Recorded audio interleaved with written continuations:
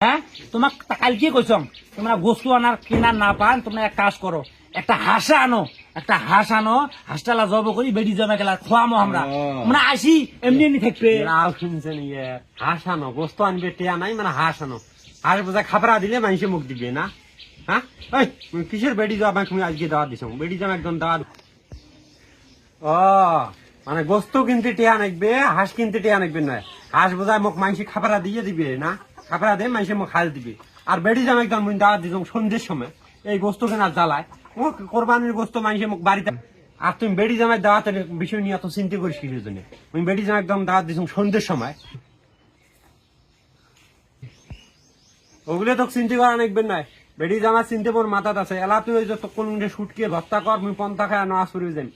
বুঝিস না বেড়ি জামাই সন্ধ্যের সময় আসি ওই যে গোস্ত ওই গোস্ত হলে আনিস তারপরে ওই গোস্ত খাবি তুই ঈদের দিন দেখছিস হ্যাঁ তোর কথা শুনিয়ে